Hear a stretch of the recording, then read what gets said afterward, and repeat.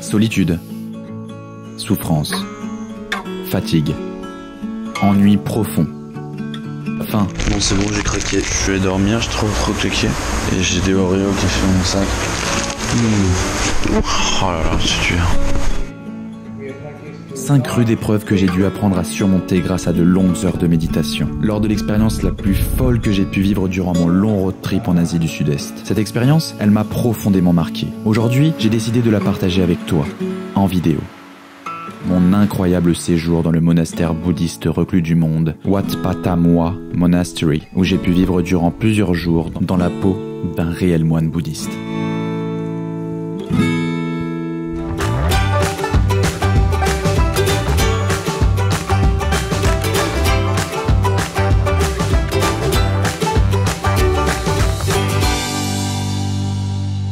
Ok, bye bye.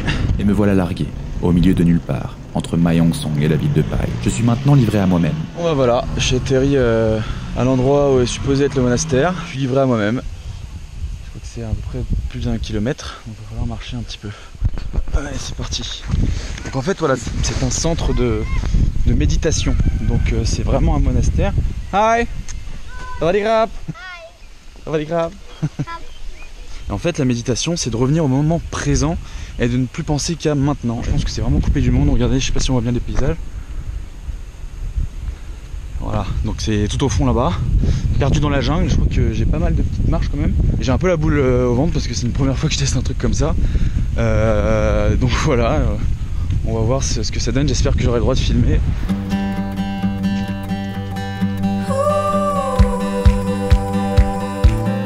Mon cœur bat. J'ai l'impression d'avoir fait une grosse connerie. L'ambiance semble très sectaire. Des dizaines de personnes sont à genoux, en plein chant de prière. Je suis accueilli par une jeune Allemande du nom de Nathalie. Elle a décidé de se couper du monde et de vivre sa vie dans ce monastère. On y est hébergé gratuitement, en échange d'un don et de services rendus au sein du monastère. Ici, on dort à même le sol. Pas de drap ou de dessous de lit. Un simple tapis fait office de matelas. Alors je triche un peu, et j'en pique un deuxième. Une fois mon lit préparé, je pars me changer et me vêtir d'un habit monastique. Une tunique simple, blanche. La couleur représenterait la pureté de l'âme. En tout cas, je doute de la pureté du lavage car l'odeur des tenues ne sentait pas la rose. Ici, interdiction de parler. On circule la plupart du temps nu-pieds, les hommes et les femmes vivent séparés, nous sommes reclus du monde, entourés par une nature incroyablement belle et le silence règne en maître, seulement dérangé par les bruits des insectes. Il est évidemment strictement interdit de nuire au moindre être vivant. Alors l'endroit pullule d'insectes en tout genre, et notamment de moustiques. Je décide de prendre une bonne grosse douche. Grosse erreur. L'eau est tout simplement glacée. Et la douche envahie de moustiques. Dans ce monastère, on m'explique qu'il n'y a pas internet et pas le droit aux technologies. Je leur ai demandé la permission de filmer avec ma caméra en prétendant tourner un reportage pour YouTube. On m'offre un livre de méditation comportant le strict planning de mes journées. Une explication détaillée de la religion bouddhiste, mais surtout les secrets de la méditation et comment la pratiquer. J'ai pu garder ce petit bijou avec moi à la sortie du monastère. Je l'ai scanné et te l'offre gratuitement. Le lien pour le télécharger se trouve dans la description de la vidéo. Mais qu'est-ce que je fous là? L'envie de fuir me vient déjà, ça promet. Mais cette épreuve, je dois la réussir. Pour moi. Et pour toi. Allez, courage. Reste bien avec moi, ma petite tortue. Je me sens déjà seul. Allez, bonne nuit. 5 heures du matin. Réveil très matinal, au chant des oiseaux. Après une première session de méditation dans le dortoir, on se dirige vers le hall principal pour pratiquer un rituel très spécial chez les bouddhistes. Offrir le riz aux moines. Un à un, toujours en silence, nous remplissons un bol de riz. Après s'être installés en cercle autour du hall, nous nous agenouillons, les garçons d'un côté, les filles de l'autre, et nous patientons, en silence. Je ne comprends pas tout de suite ce qui se passe.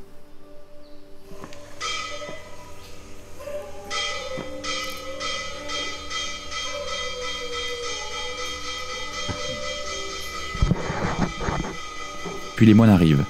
Ils dorment au sein d'une grotte, dans la forêt juste à côté. Chaque matin, ils viennent depuis ces grottes avec un bol, et nous leur offrons du riz, leur petit déjeuner.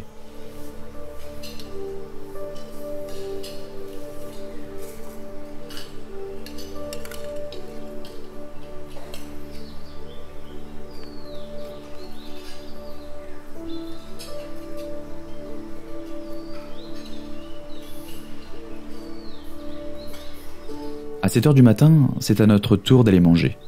Toujours les garçons d'un côté et les filles de l'autre, on part se servir des petits bols de nourriture posés sur une sorte de buffet. La nourriture est entièrement à base de végétal, pas de viande, étant donné que tout être vivant est sacré.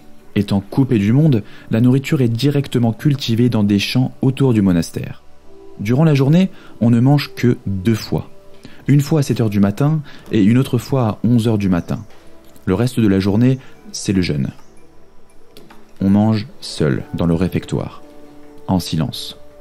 Imagine-toi un peu à ma place, en train de manger, sans parler, dans mes propres pensées. À 8 heures du matin, on commence une longue session de méditation qui durera 2h30. Les femmes sont installées derrière pour ne pas perturber les hommes. C'est la coutume.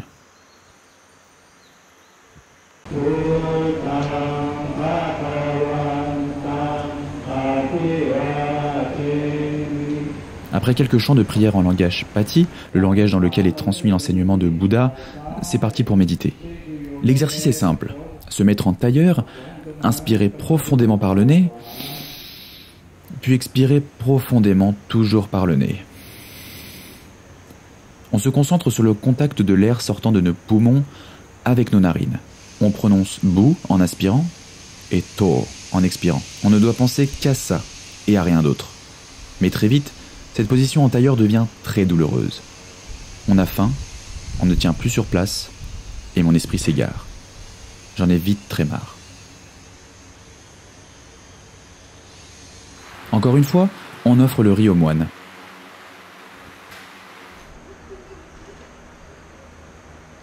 Avant de nous diriger pour le deuxième et dernier repas de la journée à 11 heures du matin. Le programme de l'après-midi est un peu plus spécial. Comme si j'en avais déjà pas vu assez, à 13 heures, le moment le plus chaud de la journée, on nous emmène faire une méditation pas comme les autres. The Walking Meditation, ou la marche méditative. Très lentement, en file indienne, les uns derrière les autres et toujours les hommes en premier, nous commençons à emprunter un chemin vers la forêt. À ma plus grande surprise, toujours pieds nus. À ce moment de la journée, le sol est très brûlant. L'exercice de la méditation est presque le même à une chose près. Au lieu de se concentrer sur notre respiration, nous devons maintenant nous concentrer sur nos mouvements. Bu lorsque mon pied droit touche le sol brûlant et To lorsque mon pied gauche touche le sol tout aussi brûlant. Ne pensez à rien d'autre qu'au contact de la peau sur le sol chaud. Et ça, durant 3 heures. C'est long, c'est lent, mes pieds brûlent, je marche sur des cailloux qui me blessent la peau, mais je dois continuer, en silence, sans me plaindre, et en faisant tout pour éviter que mon esprit s'égare. Quand est-ce que cela va s'arrêter ?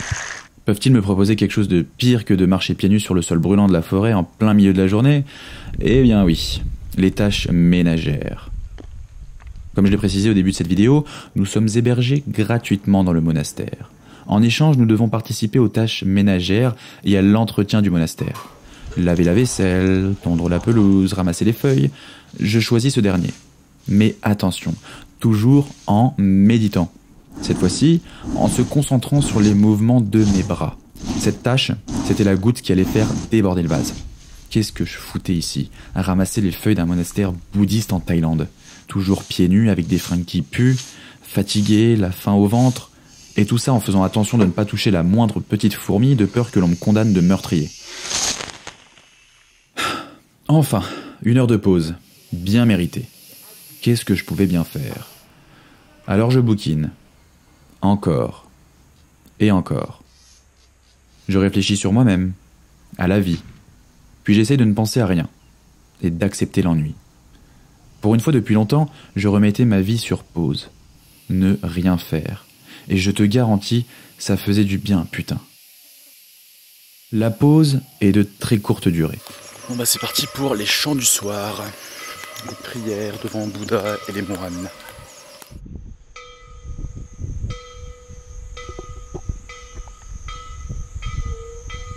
Les gongs retentissent. Tout le monde se dirige vers le hall principal. C'est l'heure de la prière.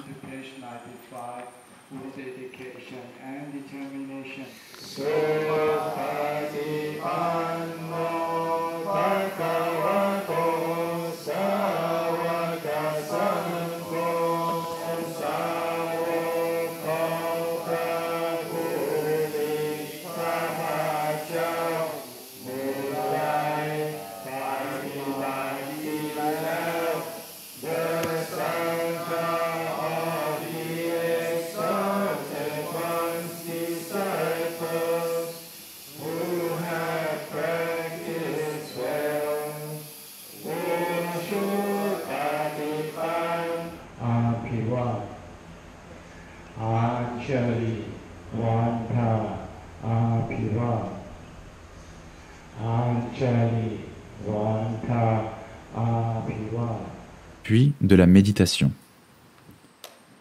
Dans le noir, je n'arrive même pas à fermer les yeux. J'ai envie de me coucher, j'ai envie de manger, j'ai envie d'une bonne douche bien chaude. Et surtout, je veux me barrer. Juste avant d'aller me coucher dans mon lit douillet, je pars traînasser au bord du lac et je m'arrête observer la lune. Ce soir, c'est la pleine lune.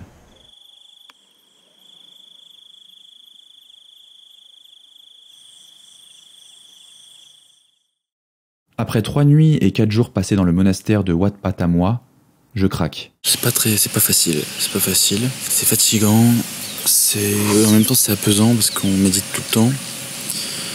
Ça calme l'esprit, ça nous calme. Et le truc c'est que j'ai faim. J'ai très faim. Et puis voilà, donc c'est des journées assez rébarbatives, c'est toujours la même chose, le même programme assez strict. Donc c'est mentalement assez difficile. Mais en même temps, ça forge le mental, et puis la méditation, ça m'apaise. Même juste en vous parlant, j'ai l'impression d'être beaucoup plus peace intérieurement. Mais je ne renonce pas. Je ne sais même plus combien de temps je suis resté dans ce monastère. Tous les jours se ressemblent, c'est le même rituel. Lever de très bonne heure, avec une tête de plus en plus fatiguée. On offre le riz aux moines. On prend un rapide petit déjeuner. On médite assis, on médite couché. On médite en marchant, on médite en nettoyant. Le moine gérant du monastère nous raconte la même blague, tous les jours, avant le 2e repas. « Allez, on va manger maintenant, on vous a préparé un gros barbecue. » Et à chaque fois, il rit, d'un rire vrai et heureux, comme si c'était la première fois qu'il l'a raconté. Parfois, je prends le risque de placer 2 mots à quelqu'un entre 2 coups d'éponge, discrètement. Le contact humain m'avait manqué. Puis je me retrouve seul, de nouveau. Je lis, je réfléchis, je médite. Encore. Et encore.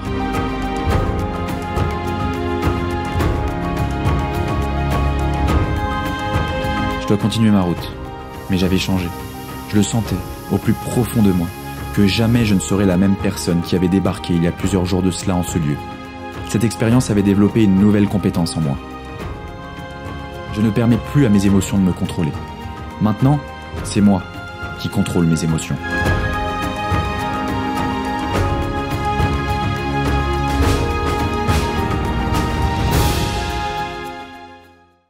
Et voilà, c'est déjà la fin de mon aventure au sein du Wat Pata-Moi Forest Monastery.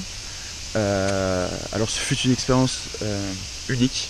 J'ai jamais vécu un truc comme ça. Je pense que je ne revivrai jamais un truc comme ça. J'étais complètement coupé du monde, avec ces règles strictes. C'est très profond. Voilà, on arrive, on ne sait pas à quoi s'attendre dans ce monastère. Et puis on se rend compte que les croyances sont très profondes ici et direct on est plongé dedans. On doit faire des prières, on doit se lever tôt, on doit faire des marches de méditation, etc. Donc c'était quelque chose de très profond. Je suis très content de l'avoir fait. Et maintenant, direction Pai, voire même Chiang Mai un peu plus loin pour le nouvel an, en hitchhike, c'est-à-dire en stop. Donc c'est la première fois que je vais en faire. Donc pour toi un petit tortue, voilà, on va faire du stop. Donc j'ai rencontré une personne aussi qui va faire du stop avec moi. Donc on va voir comment ça se déroule. Allez, et surtout n'oublie pas de t'abonner et de liker mes vidéos et même de les partager, ce serait vraiment très profond pour moi. Et voilà, enfin sorti du monastère. Je fume ma première clope, elle fait vraiment du bien. Oh, je la kiffe de fou. Et donc là on est parti pour de nouvelles aventures vers Pai ou Chiang Mai en autostop du coup. Hitchhiking. Avec ma nouvelle pote, what was your name? Louisa. Louisa. My friend Louisa. With hitchhiking. Hitchhiking. Autostop. Autostop. Hey, ma petite tortue, tu allais partir sans t'abonner à ma chaîne YouTube? Tu peux aussi me suivre sur Facebook, Instagram, Twitter, Snapchat. Ouais, je sais, je suis partout. Et puis, si t'es toujours là, c'est que tu as kiffé ma vidéo. Alors n'oublie surtout pas de cliquer sur le petit pouce bleu juste en bas à droite de la vidéo, mais aussi de la commenter et de la partager sur tous les réseaux sociaux.